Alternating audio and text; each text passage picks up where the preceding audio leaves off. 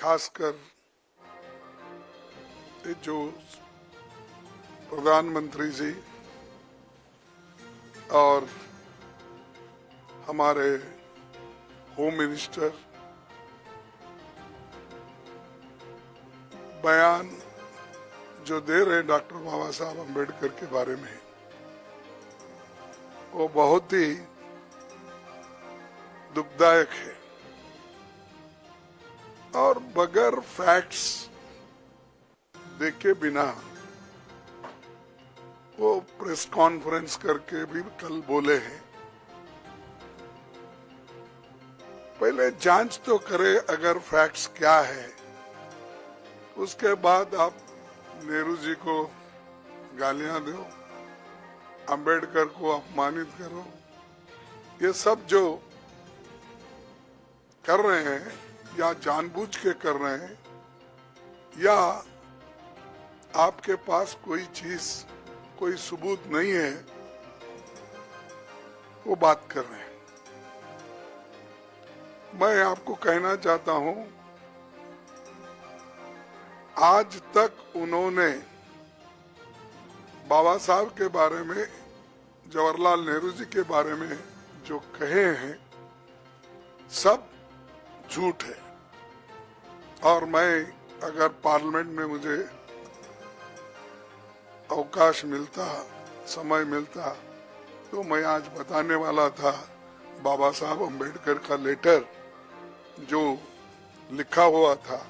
हमारे चितड़े एक उनके दोस्त थे जो पीपल्स एजुकेशन सोसाइटी और सिद्धार्थ एजुकेशन सोसाइटी उसके रजिस्ट्रार थे। तो अलीपुर रोड पे ही बाबा साहब रहते थे। वहां से उन्होंने एक खत अपने दोस्त को लिखा और उसमें स्पष्ट बताया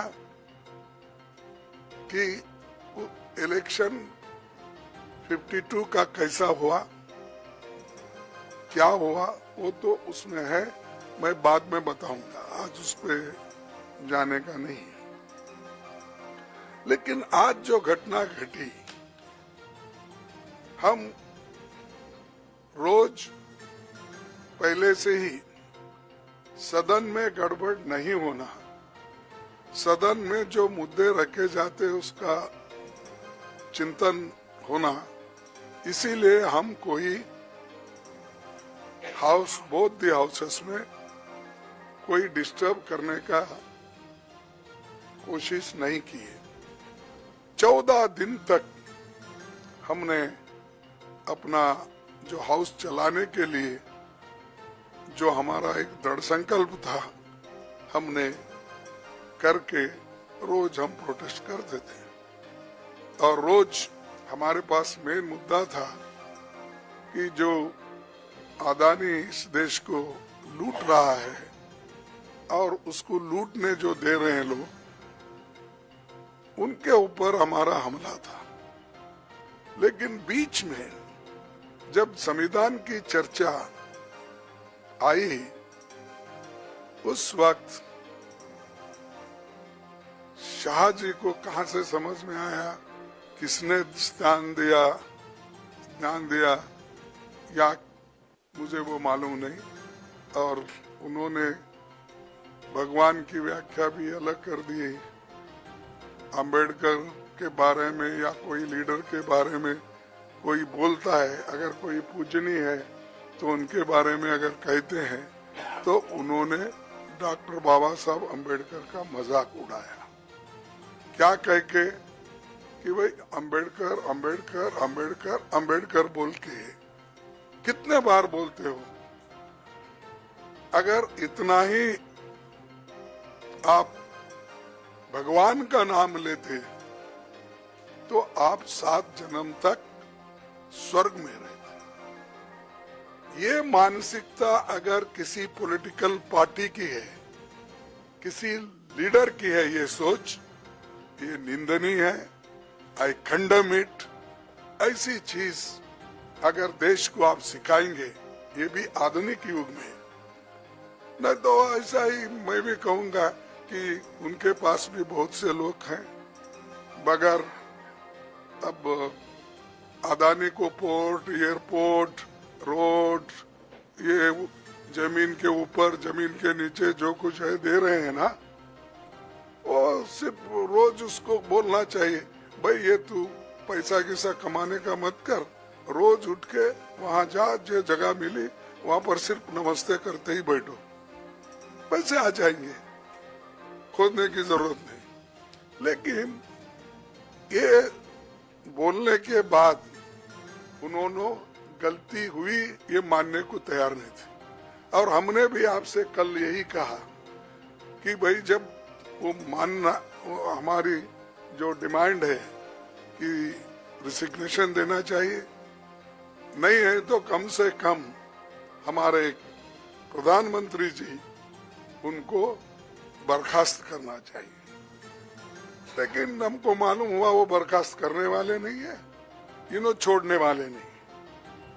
तो इसीलिए हमने ये मुद्दा जनता तक पहुंचाने के लिए सभी हमारे पार्टी के नेता राहुल गांधी जी, प्रियंका जी, पार्टी के सभी एमपीस और राज्यसभा के मेंबर सभी मिलके इस मुद्दे को हमने उठाया।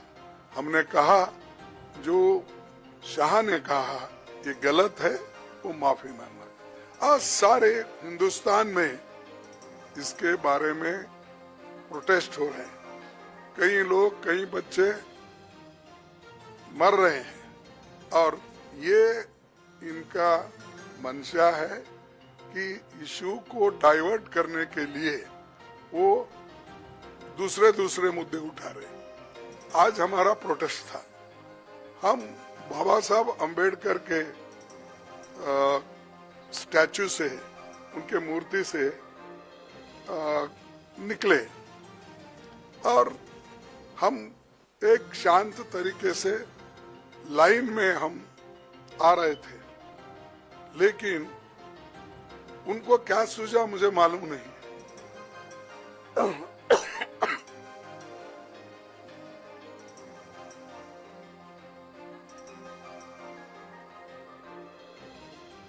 हम चलते हुए आ रहे हैं, उन्होंने मकर द्वार पे आके हमको रोकने के लिए वहां बैठ गए और हम पार्लियामेंट को टाइम भी खत्म हुआ था और 5 मिनट बाकी थी, इसलिए हम अंदर जाना चाहते थे, लेकिन उन्होंने दरवाजे पे रोका और ऐसा कि उन्होंने अपना मसल पावर दिखाने के लिए इतने सारे वहां पर उनके पुरुष एमपीज थे, पूछो मत। हमारे महिला हमारे साथ आ रहे थे, वो बहुत शांत तरीके से आ रहे थे, लेकिन उनको भी रोका गया। तो इसीलिए ये जबरदस्ती हमारे ऊपर हमला करके, और मैं उसमें पहले ही मैं किसी को धक्का देने की स्थिति में नहीं हूँ, लेकिन मेरे को खुद वो लोग धक्का दिए, मैं अपना बैलेंस नहीं संभाल सका, मैं नीचे बैठ गया। तो अब हमारे ऊपर इल्जाम भी लगा रहे कि हमने धक्का दिया, हमने उनको गिराया। अरे भाई, हमारे पास आवाज है, लेकिन वो थोड़ा पीटे धकलने से हम ये नहीं हो सकते। इसीलिए हम कोशिश भी किए फिर उठ के उनको बोलने का। और प्रियंका गांधी जी ने जो लीड लिया इसमें, खास करके आज के मूवमेंट में, तो चलते आए वहां से, और ये लोग बैठे बैठे जगह हमारा मजाक उड़ा रहे, चिढ़ा रहे, और सिर्फ लेडीज मेंबर थे हमारे पास। उनके पास तो लेडीज मेंबर कोई नहीं थे, 2-3 कुछ दूर थे, लेकिन वो पुरुष ही सब कर रहे थे। तो ऐसा जो माहौल ये इन्होंने बीजेपी वाले बना के रखे हैं, तो हम कभी ये बर्दाश्त नहीं करेंगे। इसके खिलाफ पूरा देशव्यापी ये एक चळवळी हो जाएगा, ये जो मूवमेंट हो जाएगा। अब आपको भी देखने में आया होगा कि हर जगह ये मूवमेंट चल रहा है इनकी गलती की वजह से। जो शांति के साथ सदन चल रहा था उसको, उस सदन को भंग यानी शांति को भंग करने का काम इन्होंने सरकार में, बीजेपी की सरकार ने की।